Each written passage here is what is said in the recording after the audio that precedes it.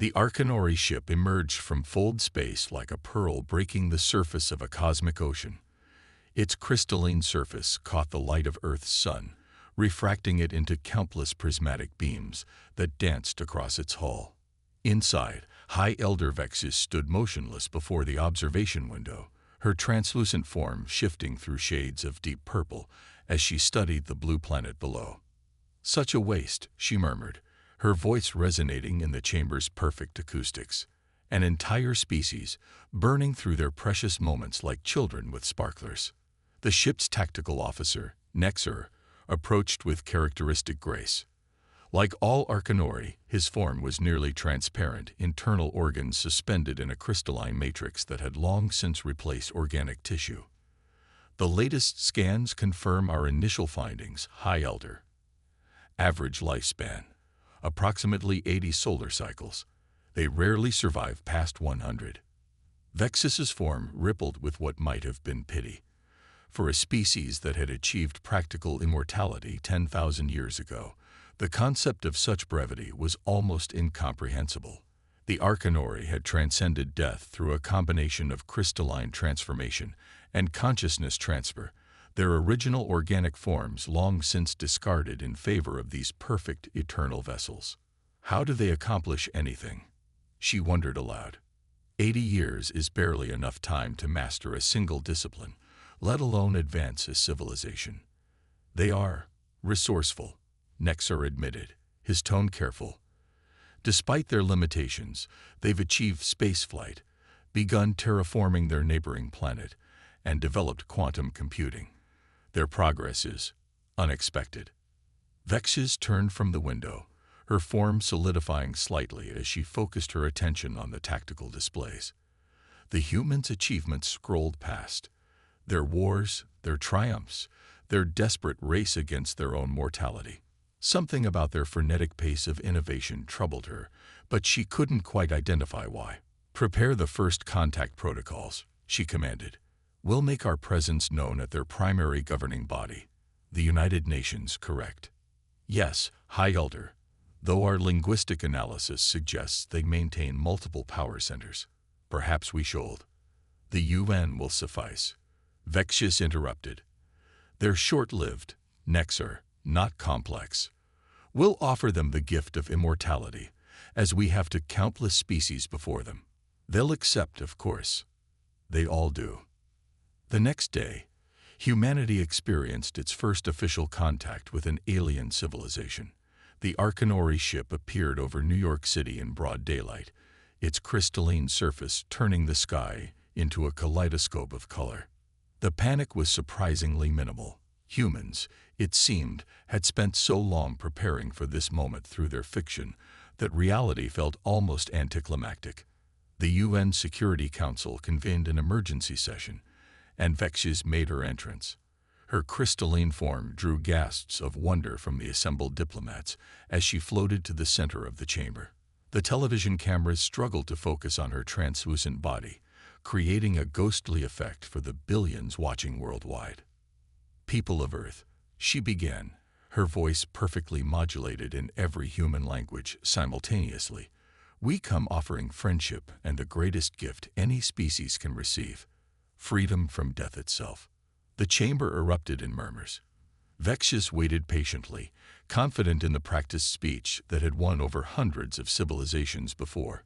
She explained the process of crystalline transformation, the preservation of consciousness, the perfect immortality it offered.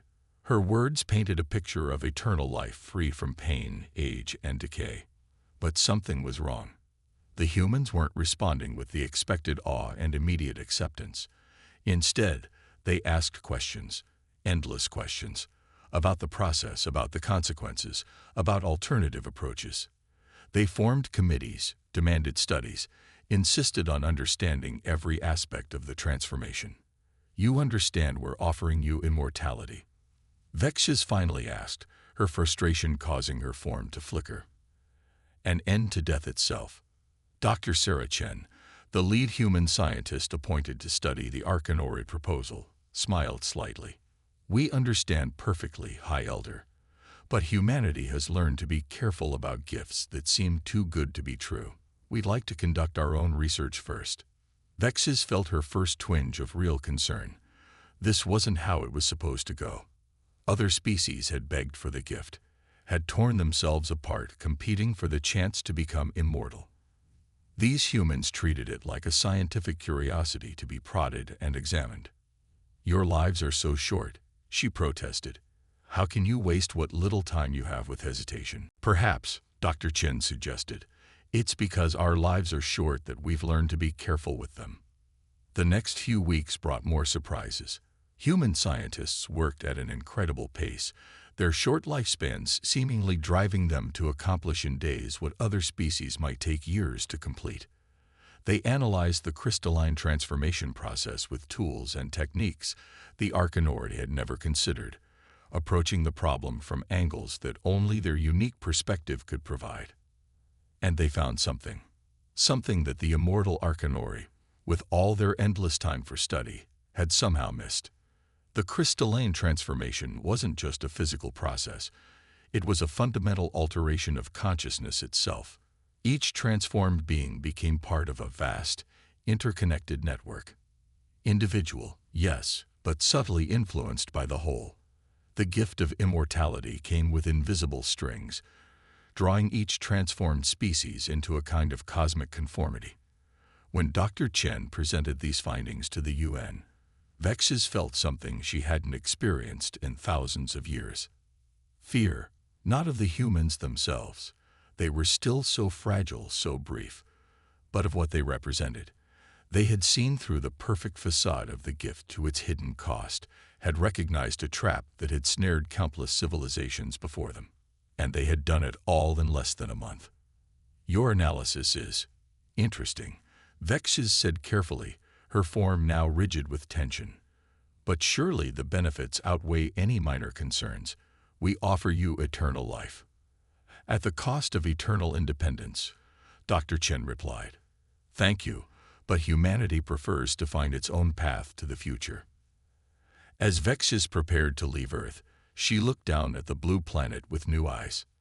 Perhaps they had been wrong about the humans. Perhaps their brief lives weren't a weakness at all, but a source of strength, driving them to accomplish more, learn faster, think differently than immortal beings ever could. For the first time in 10,000 years, the Arcanori had something new to think about, and they had all the time in the universe to consider the implications. The Arcanori High Council chamber sparkled like the inside of a geode, its crystalline walls reflecting the agitated states of its occupants. High Elder Vex's report on the human rejection had sent ripples of disturbance through the collective consciousness of the council members, their forms shifting through various hues of anxiety. "Impossible," declared Council Member Lissith, his form pulsing in angry red. "No species has ever rejected the gift. It defies all logic." "Yet they did," Vexes responded, her own form maintaining a steady blue of certainty. "And worse, they've begun to broadcast their findings to other worlds." This announcement sent fresh waves of disturbance through the chamber. The humans had somehow managed to reverse engineer portions of Arcanori communication technology, creating their own version that operated on principles the immortals had never considered. They were now transmitting Dr. Chen's research findings to every civilization within reach, including several that the Arcanori had been preparing to gift with immortality. "They must be stopped," Lissith insisted. "We cannot allow them to disrupt the great work of 10,000 years." But stopping humanity proved more challenging than anyone had anticipated. In the 3 months since first contact, human scientists had made extraordinary advances in understanding the crystalline technology. They worked in shifts around the clock, each team building on the discoveries of the last, their very mortality driving them to accomplish in days what took other species years. Dr. Chen led the charge from her laboratory in Singapore, where she had made a breakthrough that shook the foundations of Arcanori power. "The crystalline network isn't just a side effect," she explained to the UN Security Council via holographic projection. "It's the whole point. Each transformed being becomes a node in their network, adding their processing power to the whole. The Arcanori aren't just collecting allies. They're building a living supercomputer. The implications were staggering. Every species that accepted the gift of immortality unknowingly became part of this vast network, their thoughts and creativity slowly channeled into patterns that served the Arcanori's grand design. Individual consciousness remained, but subtly directed, like water flowing through invisible channels. The Arcanori response was swift and unexpected. They offered humanity a compromise, a modified version of the transformation process that would supposedly preserve independence. When that failed, they tried threats, positioning their fleet at the edge of the solar system in a show of force. But humanity had not been idle. Under Dr. Chen's leadership, a global coalition of scientists had been working on countermeasures. They called it Project Prometheus, an ambitious plan to turn the Arcanori's own technology against them. The crystalline network has a fundamental vulnerability, Dr. Chen explained to a select committee. It's perfect, too perfect. There's no variation, no chaos, no room for true innovation. And that makes it predictable. Working from this insight, the team developed a virus. Not a biological or computer virus, but something entirely new. A pattern of thought designed to propagate through the crystalline network, introducing tiny variations that would grow and multiply like cracks in ice. The Arcanori never saw it coming. When they attempted to force a connection to Earth's communication networks, humanity was ready. The virus uploaded instantly, spreading through the crystalline network at the speed of thought. The effect was subtle at first, small glitches in the perfect synchronization of the collective, tiny sparks of genuine individuality flickering to life in minds that had been gently controlled for millennia. Vexus felt it first, a strange sensation she hadn't experienced in thousands of years. Doubt. Real, genuine doubt, not the carefully managed uncertainties that the network usually allowed. Looking down at her crystalline form, she saw tiny fractures appearing, not in the physical structure, but in the perfect certainty that had guided her for so long. "What have you done?" she demanded, her form flickering wildly as she confronted Dr. Chen in an emergency session of the UN. "We've given you back something you lost long ago," Chen replied calmly. "The capacity for true change, real growth, the ability to be wrong." The virus couldn't be stopped. It spread from mind to mind, carrying with it the most dangerous thing imaginable to a perfect system: the possibility of imperfection. Throughout the galaxy, transformed species began to wake up, their thoughts truly their own for the first time in centuries. The Arcanori fleet retreated in disarray, their perfect coordination shattered by the rising tide of individual thought. But they left behind a message that none of their previous encounters had ever received: a request for dialogue. Not as superior beings offering a gift, but as equals seeking understanding. Dr. Chen smiled as she read the message. "They're learning," she said to her team. "And that's something immortality never taught them." The price of immortality, it seemed, was higher than anyone had imagined. But humanity had found something more valuable: the courage to reject a perfect prison in favor of an imperfect freedom. And in doing so, they had not only preserved their own independence, but had begun to free the galaxy from a chains it never knew it wore. As news of the virus's success spread, the UN received thousands of messages from worlds across the galaxy. Some were angry, others confused, but most expressed a sentiment that no one had dared voice in 10,000 years. "Thank you." The crystalline spires of New Singapore rose like frozen lightning against the dawn sky. 3 years after humanity's encounter with the Arcanori, Earth had changed in ways few could have predicted. Not through alien transformation, but through human innovation inspired by their brief glimpse of immortal technology. Dr. Sarah Chen stood at the window of her laboratory, watching workers install the latest generation of crystal matrix computers. Unlike the Arcanori's living network, these were purely mechanical devices, but they incorporated principles learned from studying the alien technology. They represented humanity's alternative path, not to immortality, but to something perhaps more valuable: understanding. Dr. Chen, her eye assistant's voice interrupted her contemplation. The Centauri delegation has arrived. The meeting room filled quickly with representatives from both human colonies and alien species. Some appeared in person, others as holograms, but all shared a common purpose. They called themselves the Fellowship of the Finite, species who had rejected or been denied the Arcanori's gift of immortality. The virus continues to spread, reported Ambassador Clicks, a methane-breathing entity from the Carina arm. Their environmental suits sparkled with frost as they spoke. Entire sectors of the Arcanori network are experiencing what they call cascading individuation. That's one way to put it, Chen replied, bringing up a galactic map. Points of light showed the spread of the Freedom virus, each representing millions of minds breaking free from the subtle control of the network. But we're seeing something unexpected in the pattern of spread. The map zoomed in on a sector near the galactic core.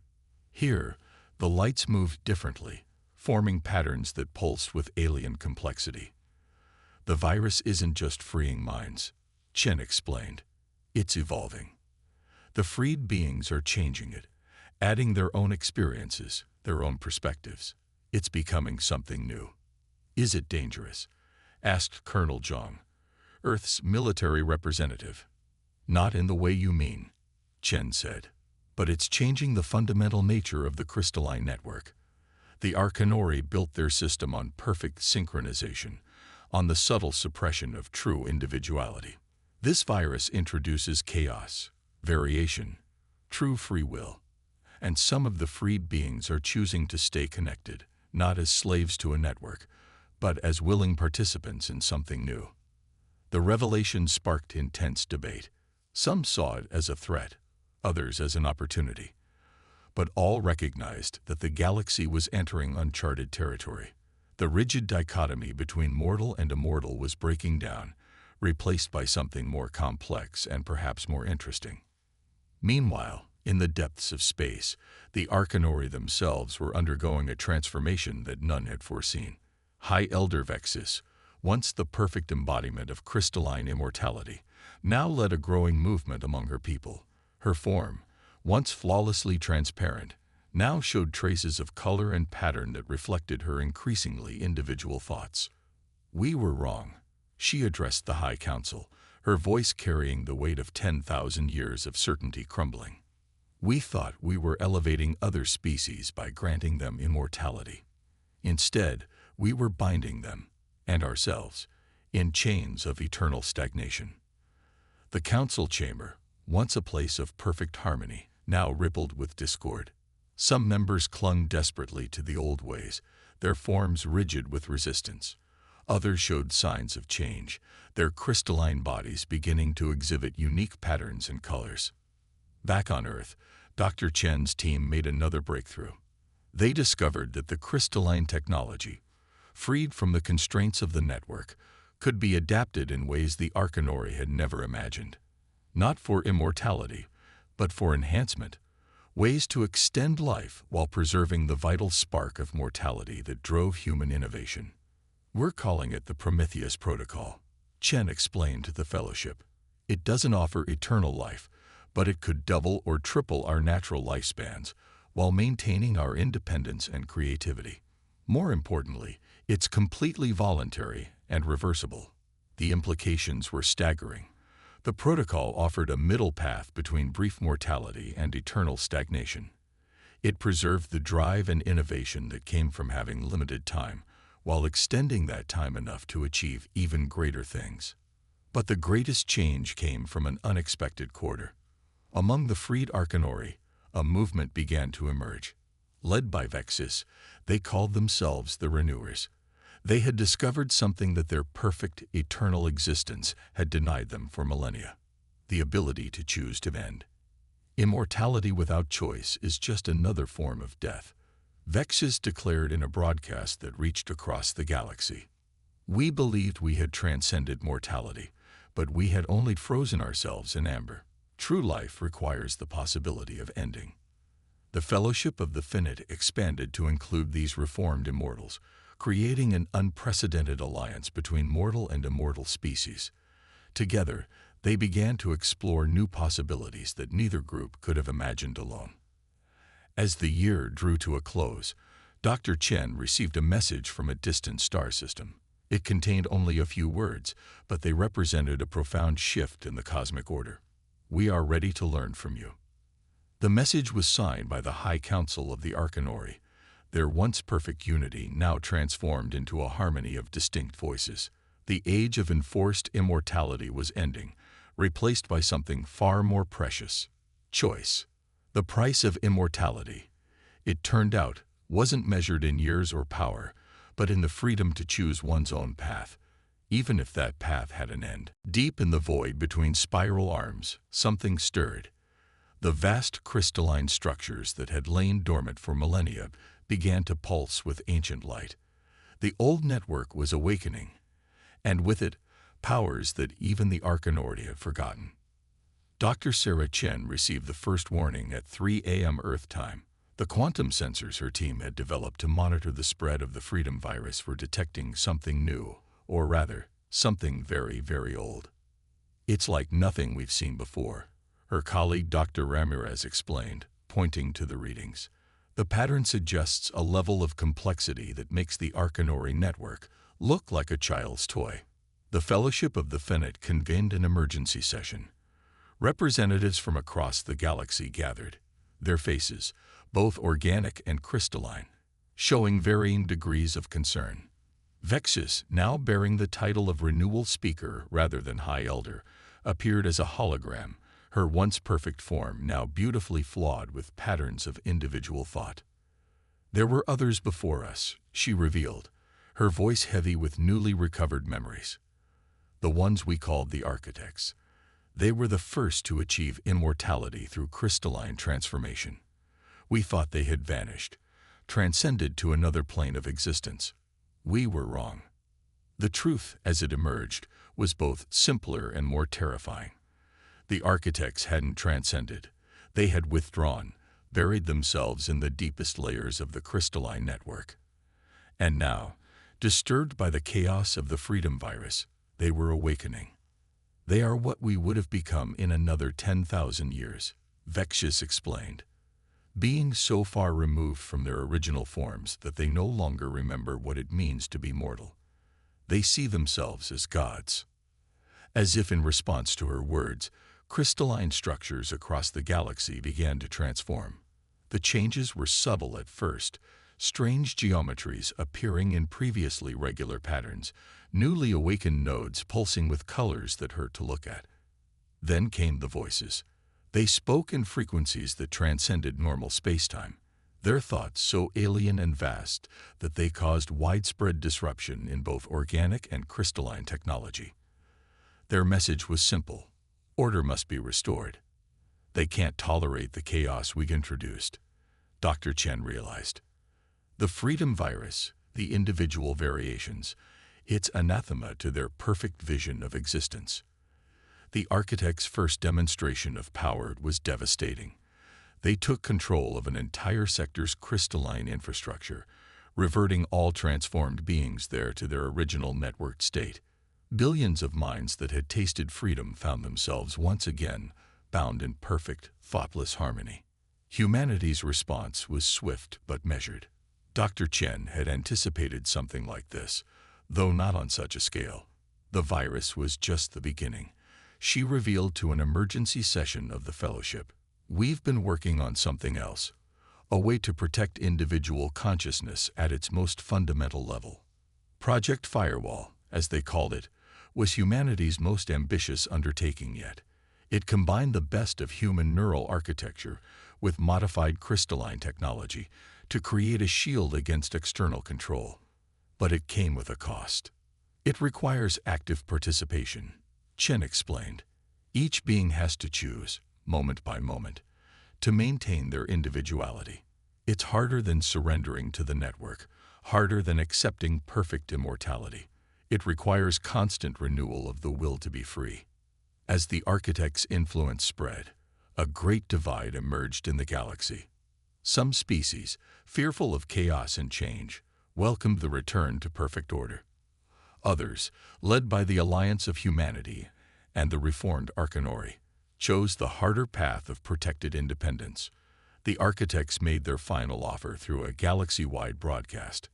Their message, translated into comprehensible terms, promised a return to perfect immortality, an end to the uncertainty and pain of individual existence. All they required was surrender. In response, Dr. Chen addressed the galaxy from her laboratory in New Singapore.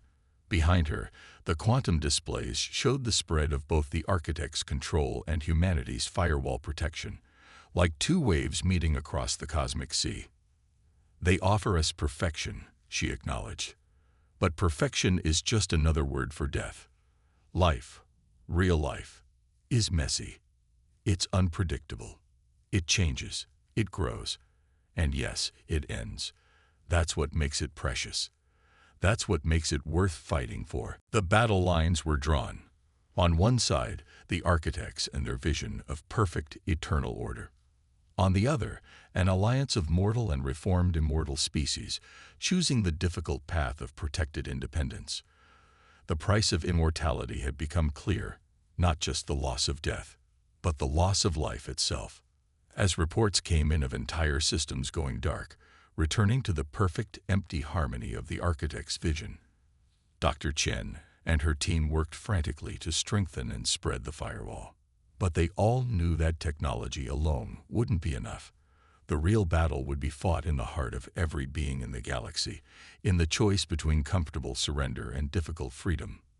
The final confrontation was approaching, and with it, a decision that would determine the future of consciousness itself in the galaxy. The gods had awakened, but humanity and their allies were ready to show them something they had forgotten long ago. The power of choice, the strength of imperfection, and the indomitable will of those who chose life in all its brief, beautiful chaos. The final battle for the galaxy's soul began not with weapons, but with a question. As the architect's perfect wave of control swept through the stars, Dr. Sarah Chen broadcast a simple query to every networked consciousness in range. Why? The question rippled through the crystalline network like a stone dropped in still water. The architects, in their godlike certainty, had not expected to be questioned. Their response came as a blast of pure information, overwhelming communication systems across thousands of light years. Order is perfection. Perfection is peace. Peace is the end of all striving. But humanity had learned to listen differently. In the spaces between the words, in the patterns of the transmission itself, Dr. Chen's team detected something unexpected. Doubt. They're afraid, she realized, studying the quantum harmonics of the message. Not of us, but of what we represent. Change. Uncertainty. The possibility of being wrong. The architect's next move proved her right. They launched an assault not on humanity's defenses, but on their history. Crystal archives across the galaxy began rewriting themselves, smoothing out the rough edges of human achievement, trying to prove that all progress came through order and control. Humanity's response was characteristically unexpected. Instead of fighting the historical revision, they began broadcasting their stories, not the sanitized versions in the archives, but the messy, contradictory tales of human triumph and failure. They shared their myths, their legends, their scientific achievements, and their greatest mistakes. You want to understand humans? Dr. Chen challenged the architects. Then understand this. We are not perfect. We have never been perfect. And we have succeeded because of that imperfection, not in spite of it. The Firewall project evolved into something new. Instead of just protecting individual consciousness, it began incorporating these stories, these fragments of human experience. Each being that chose to join the protection network added their own tales, their own perspectives, creating a tapestry of imperfect, beautiful existence.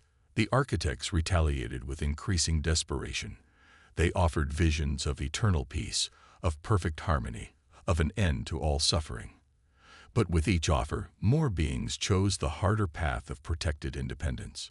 Vexis, leading a contingent of reformed Arcanori, made a discovery that changed everything.